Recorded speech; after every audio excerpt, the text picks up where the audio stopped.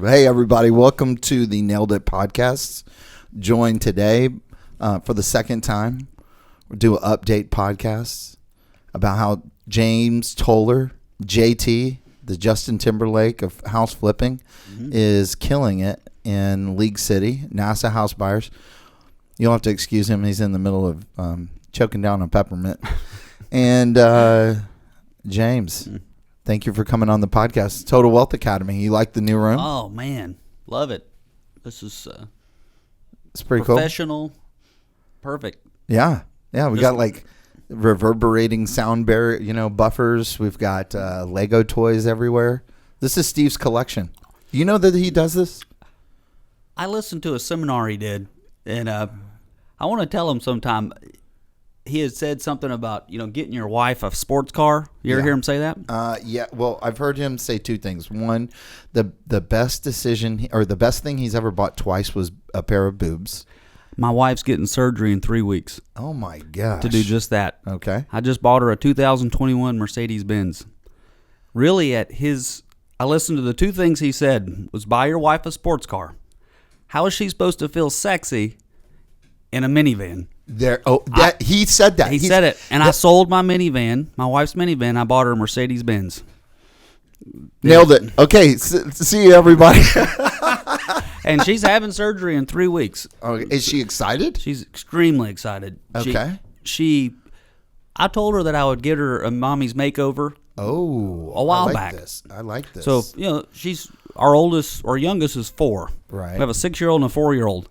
And when Steve said that, I was here. Listen. You were. I was here. You came. I'm telling you, I was here, and I heard him say those two things. It was the night that he was talking about goal setting. I was here. Yeah. And those two things made an impression on me. And it's total logical sense. Right. How are you supposed to feel sexy? That's totally a great point. And I thought, I'm going to do something about it. I don't know how many people sat in there. I don't know if people had the ability to do it.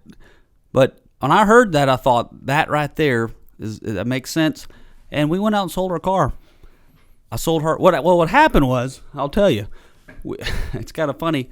So my mother-in-law, has had a 2003 Jetta, 250,000 miles. They live in a town. There's maybe 300 people there. Very small. And we started talking. We said, you know what? She's never had a new car. My mother-in-law never had a new car. And she said, so why don't we go buy her a new car?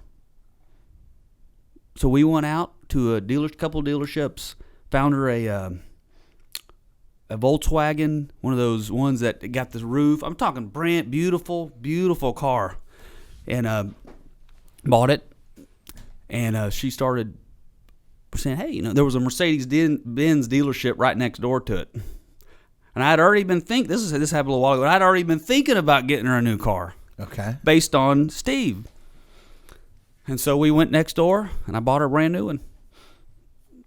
Sure did. And then we went home. She was coming in that weekend, my mother-in-law. We put it in the garage, got the ribbon, came inside. Hey, we got something outside. This is your wife. This is my mother-in-law. Oh, your mother-in-law. Now, my wife, she already knew. We bought it together. Okay. But my mother-in-law got in the garage, got the ribbon. She took it out, put it right in front of the door. Hey, she's never really had something like that, right? I mean, it was when we're in a position to be able to do that. So she came out, she looked at it as a ribbon and everything, and she was like, "Oh, great! No, that's yours." Wow. Yeah, it was a really. You think of why are you successful? Why do you want to become successful? Oh, this is good. Isn't that one? Think about that. Why? To take care of the people that matter most to you in your life. And so she went out, started crying, and no, you didn't do that. Yeah, we did. Yeah. You seem to be on fire today. Like a quiet fire. I always am. No. Like I've seen you sometimes. The last time you came here, you were just more responsive to the questions. Today, it feels like you've got something that you want to get off your brain. I don't know. Yeah, I mean, I've been watching all your lives that you do and how you're bringing people in. I think, I mean, A lot of the times I do that for either to tell a situation that happened or you got a little better setup here than I do. I think, yeah, I think it's easier versus the couch, you know, or the couple chairs and you're facing the camera and you really can't see. Like, I don't care what people think. This podcast isn't for them. It's for me. Mm-hmm. I bring people in that I like, that I want to listen to. I don't have to hang out with you every day to know you're a badass, and I want to take and glean maybe 3 or 4 things off of you. You don't have a personal relationship, or I mean, you have a personal relationship with Steve, but you don't hang out with him every day, but you take away. Well, sure. People, when I absorb a really high amount of information. I'm a listener, so most people are talkers. That's not my gift. It's a weird gift to have. You don't think of. I'm a very honest person, and I absorb a higher rate of what's said, and I'm a listener. Yeah. So when you say, hey, you're on fire, most of the time if you let me, I'll go off. Oh yeah. But my natural state is to listen. I'm just a listener. I'm the guy that sits there but I act. Yeah. I mean, I don't know how many people's listened to him say that and then gone out and done something. Right. I literally am doing the number 1 and 2 things he said. Yeah.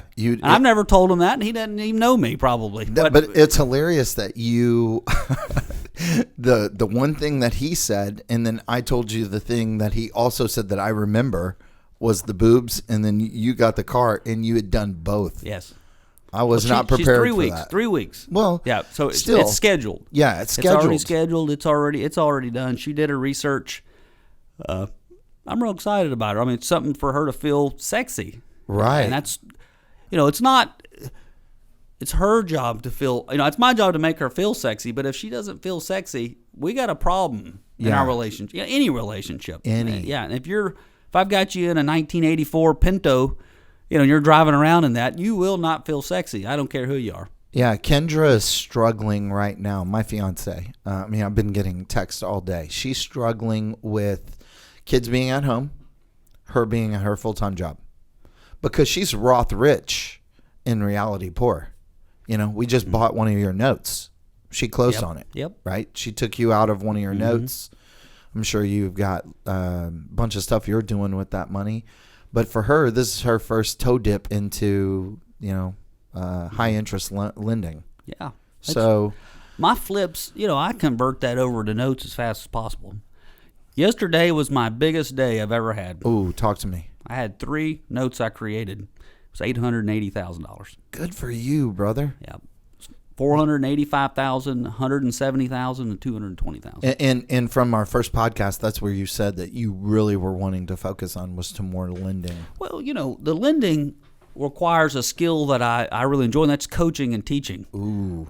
So, if I can help somebody, I also didn't do all my flips 20 years ago, and I understand the process today in today's market. Right. And so if I can help somebody do 2, 3, 5, 10 at a time, and really encourage them, not only let them borrow some of the confidence I have and some of the experience and knowledge I have, but I can lend them capital. Right. So it's, most lenders lend their money, but they don't lend their knowledge or their faith or their inspiration. They're only lending money. Right. They're lending with the attitude that I don't care if you go belly up. That's right. I just want the property back. Every loan I've ever made, I've met with them in person, and I've decided if I felt like they could get to I don't want to make one loan. It's like, you want to do business with one time with somebody? Yeah, I don't want to just do one flip. No. Yeah, or say you're training somebody on how to get into wholesaling. Do you want to do one deal? Or do you want to invest your time, your valuable time, with somebody that'll do one deal, or that they can get on fire, they can catch on fire and do 20 deals with you? Yeah. So how do you make money aside from, let's say, in the flipping or in the coaching?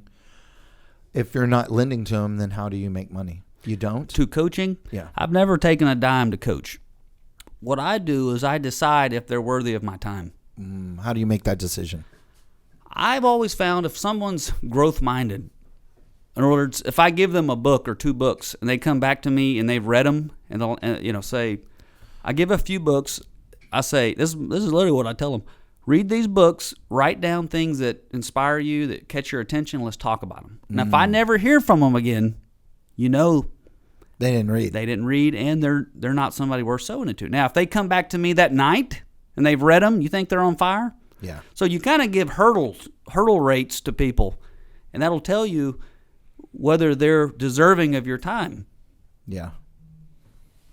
That's a little what I just do it differently. My hurdle is my attitude, you know. Your attitude or theirs? Mine. I kind of squeeze people emotionally. You've seen it. Yeah, You've seen it a lot. Sure. I mean, you're easygoing because I can poke fun at you about the swimming pool, right? Yep. That's everybody's favorite thing to get onto you about the swimming pool. It just becomes like this running joke on Facebook. But for me, I like to see how strong someone is emotionally, because I know that I don't coach with a lot of lollipops and gumdrops. I'm more of a, what the hell are you thinking? You know? I'd say, have they grown enough emotionally to handle that? Some people aren't there in this moment, but they would be in a year or two. I'm not the coach for them, though. Sure. Yeah, Right? on emotional growth. Well, there's certain people in life that have been through the fire, and you know that they are strong and that they just need a little bit of direction. Yeah. That's when I can catch somebody and help them. I would challenge you to say most people aren't in that place now when you meet them. I don't think that they are. Yeah, they're not. So you almost have to get their emotional stability first before you go into knowledge. But I'm not trying to be your guru. Well, if you're teaching them, that's one aspect that they have to be. You can't be successful without being emotionally stable. It's impossible. It is, and it's taken me a long time. I've been listening to David Goggins' "You Can't Hurt Me." Oh, that's one of my favorite books. Yeah, callousing the mind. Yeah, callousing the mind, and kind of I get him because I've gone through that abusive relationship with a father, not having a mom in high school, not having a dad in high school, being kicked out. Living on your own. I mean, it's tough. So I don't know how to nurture a soft mind, but I see a lot of sensitive nanny babies. He calls them poopy diapers. Yeah. I call them titty babies. Sure. Yeah. I see a lot of titty babies on Facebook. Oh. They're soft as fuck. I'd agree. I mean, it is like, you have an ability to cheerlead somebody into success. I think that for someone to accept truth, you have to have a level of trust in that relationship. So you don't deserve to speak truth into somebody's life until you have a strong enough relationship, because then they'll accept it. All they do is resent you for your every bit of truth that you give. Yeah. I'm not interested in creating resentment for myself. I'm interested in change. Gotcha. And so if I'm going to be truthful with somebody, we have to be at a level of trust that takes time. So that's what I'm working on, is the trust of our relationship. And then when that trust is built to a certain point, then I'm going to hit you with truth. If you don't accept the truth, then I'm not interested in working with you. Yeah. But you can't be foolish enough to think that people can handle the truth without the relationship strength and trust built in that relationship. No one will do that. All they'll do is resent you. They'll say, this guy's an ass. He's right. Now, if they're smart, they'll say he's right, but they'll still resent you. Now, what good is that to you, though? What good is it for you to be the truth bearer and everybody hates you? Yeah. And that is a reality that I recently dealt with. I'm laying in bed. Someone close to us died. And I'm thinking to myself, she was a hard woman. There's like 10, 15 people at her funeral. And I'm thinking to myself, man, I'm probably only going to have like a handful of people at my funeral. Because so I posted this thing on Facebook. It was like, you all love my truth until my truth comes to you. Can I say something on that? Yeah, go for it. This is actually I read a lot. I read a whole lot. Yeah. People kind of think of me as an investor and flipper and all that, but I consider myself more of a philosopher. Okay. I'm a deep thinker and I'm real reserved. I have a lot of inner strength, that kind of plays itself into real estate. But I would say I'm more of a thinker than I am, maybe a little more than most people. I feel like your sword is really sharp. Yeah. And I don't think that you swing it often, but when you do, it cuts a lot. Sure it does. Yeah. So one of the things that really impacted me, and there was this idea in this book I read one time. He said, this is a morbid thought, but think about you're in your casket. What are they saying? Who's there, for one? Yeah. And what are they saying about you? And the idea was, you want people to say, when I met that guy right there, everything changed. Isn't that a good, interesting thought? When I met that guy, he's dead now, but when I met him, that's when everything changed for me. Yeah. Now, that's what you want people to say. It was that guy right there. Now, whether it was life, whether it was finances, whether it was emotional stability or mental sharpness, maybe they gave me a thought.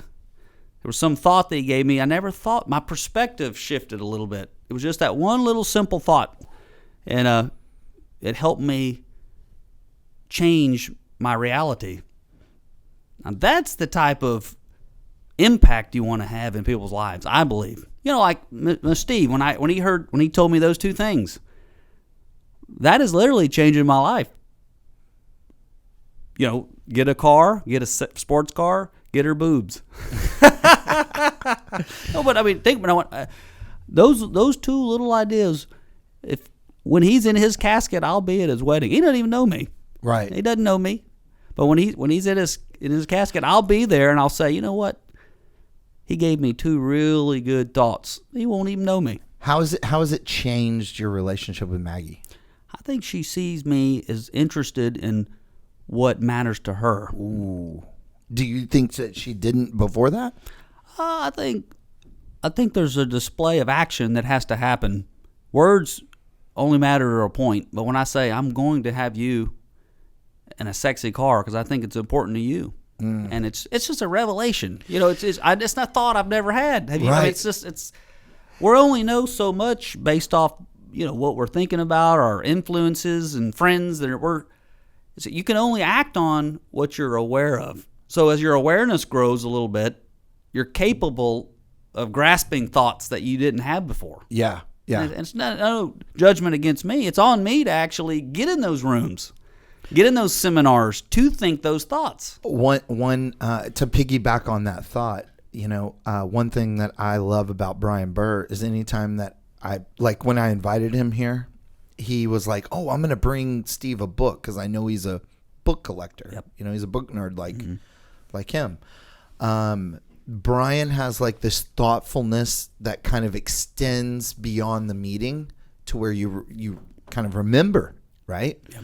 And I know you most of the time when anyone gets together with you, or it seems like there's a epiphany post, like a video that's a leaving thought that I want to leave this meeting with. Right. Mm-hmm. And you bring these people on that may or may not have any influence in the world or whatever, but you get to glean a little bit about where they're going through the meeting with you, sure. Like what just happened. Yeah. And so, yeah, I mean, it's incredible. But, I've always struggled with when you start with nothing, you have a poor mindset. Yeah. I grew up in an 800 square foot house, three bedrooms, one bath, two sisters, a brother, two parents. Yeah. 800 square. I had to convert our dining room into a bedroom. Right. So I'm with you on that. Yeah. I grew up with nothing. Right. So that poor mindset, it takes a while to stop thinking, okay, I need a Groupon my way through life, right? Where, hey, I can go ahead and I can go to the Mercedes-Benz dealership in the middle of an inflationary market where I'm probably going to pay more for this car, but what I'm going to get out of it is way more beneficial than the money that I'm putting into it. And I think that's what you're seeing, is that it doesn't matter what it costs. what does it cost me not to do that? Yeah. And with Kendra moving in, my gift to blending the family was, most people are like, hey, what you really need to do. We've heard this thought from almost everybody. Our advice to you is to sell the house and to buy a joint house. So then it's no one's house. We're moving into their house, their rooms, right? So what I did was I said, I'm going to put a swimming pool in the backyard, and then it'll be our backyard, right? Our pool. So in doing that, I have seen, like what you're talking about, she just feels relaxed when she comes home. She has something to look forward to. It doesn't matter how many people are there because we're already of the anticipation. Everybody's going to be there. We've got extra kids coming in from next door. We've got other people coming in. We've got visitors. You already assume that the house is going to be full. It's a different mindset. Sure. Because the backyard now is full of life. Yes. And the house is full of positive life. So that mindset, it took me to scratch that first $12,000 check just to move earth. Yeah. That was a trip, man. It was like, oh man, I usually don't do this out of my own personal pocketbook. Yeah. But breaking that poor mindset, it's been a while. Like the first 2 trips that we went on to Mexico, I got to go Southwest Airlines. I'm going to wait for the perfect day. I'm like over there, like, looking at their calendar and when the price drops, Instead, this last time I went, I was just like, fuck it. I'm going to go to Nobu in Cabo, and I'm going from this day to this day, and I don't care how much it costs. What's all those stocks you're coming off for you? God, no. You know what it was? It's lumber prices went up, and all my points on Home Depot. My whole backyard, all my landscaping is through my Home Depot points. I bought a gravity fed charcoal grill, $600. And my Home Depot was like, oh, we know you're moving into your new house, and we want to give you a gift, so we're gonna. The manager said to take $200 off of your grill. And I had gotten some, whatever it is, like this bonus little gift card, right? So I used the gift card and I got like this amazing grill out of it. It's just like, they talk about the rich getting richer, it's because they know how to use like points or rewards or other people's money. Sure. Right? Relationships. Yeah. Finding opportunities and then bringing them to people with money. Yeah. The reason why I call you here to come back is just because being around you is, I think it's fruitful. You just see the world. I view you as you have the child's playground mindset. A 5-year-old doesn't look at Oriental baby or a black 5-year-old, have you ever seen kids when they go into kindergarten for the first time? They don't look and go, oh, I'm only going to hang out with white people. I'm only going to hang out with people of my race. They just look for the first person to love, and then they just go, and that's their best friend. Yeah, I've started playing golf recently. Okay. And I went out there with some buddies of mine, and I work a lot. A lot, every day I'm on it. And we were out playing. It's beautiful. I don't know if you go golfing at all. But, yeah, of course. But I was real slow. Ooh. Like they were always way ahead of me, and I was going real. And they were like, "Hey man, is your golf course not work? Or is your golf cart something wrong with it?" I say, "No. I'm just taking all this in. Look, I'm on it all the time. I'm just out here enjoying nature, just trying to see it for what it is and be in the moment." Yeah. Because the second I leave here, I'm going to be right on it again. Appointments and deals and people, and let me just take this. It was just kind of funny. They're like, man, something's got to be wrong with you. You're going so slow. Yeah. I'm going to tell you something that is funny like that. So Kendra had never been to Astros game before. Her first Astros game, or actually, her first Astros game, we had Yordan Alvarez Springer, Bregman, Altuve, and Michael Brantley all hit home runs. Oh, man. By the third inning. Jeez. The game ended up being like 13-3. Okay? Mm-hmm. In the third inning, she says, "Is it almost over yet?" I go, "No, we still got like 6 more innings." And she goes, "I don't think I can stand this. It's boring." Okay? So then playoff time comes around. And so now we're, in the middle of, the beginning of October, and we're like 1 game away from the World Series. And this is the Game 7 against the Yankees, where Altuve hits the home run to end the game. Yep. The beginning of the game, we go in, and she sees Tasty Waves from Carbach. She's like, "Oh, I love Tasty Waves. I want a big Tasty Waves." So we get a big Tasty Waves. Then she, after we finished that one, she wants another one. I wasn't drinking at all because we had just, like, a week ago, I was in another game, and I was like, I had way too much to drink. I was not going to drink. So I was babysitting that night. And, I've got Brian with me. I've got Tommy and Greg and Chelsea, and we're all there. So I'm just like, oh, my gosh. So she is, like, talking up next to my ear and kissing my cheek and being really affectionate. And I'm like, stop. We're in the middle of a game. And today I am sad because I want that day back because I missed that day. I missed that time when it was so new and everything was so rosy and you couldn't wait to just see the person, and just like tell them all the gushy things, right? And I think life sometimes happens and it kind of takes away your fire, your lust for each other, or your lust for. I mean, I've been in a resented relationship with flipping for like the last year because I lost. Ryan just sent me our K1. We lost like $60,000 as a business that last year. We were 3 months away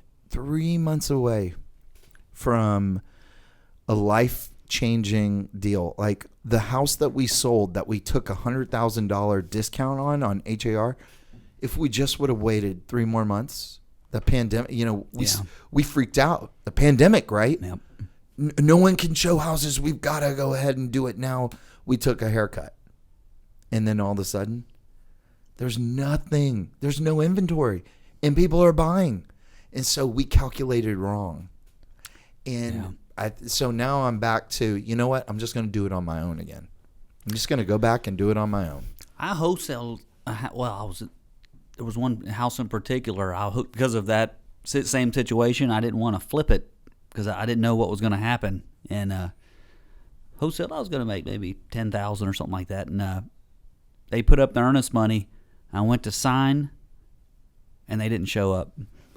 They never showed up, so I ended up keeping it. Okay. There's the middle of COVID, right? No one knows what's going to happen. This was in League City. Yeah, it's a real good area. I got it for $105,000, and I put probably about $30,000 in it, something like that. Ended up getting $215,000. Wow. Yeah, but because he kind of backed out on me. I'll take his earnest money and I'll go ahead and do it, But I didn't want it because I'm seeing the same things you're seeing, right? I mean, who knows what's going to happen? But then we got out of all that, and then it just went crazy, and then I ended up multiple offers and ended up making, spent $60,000 on it.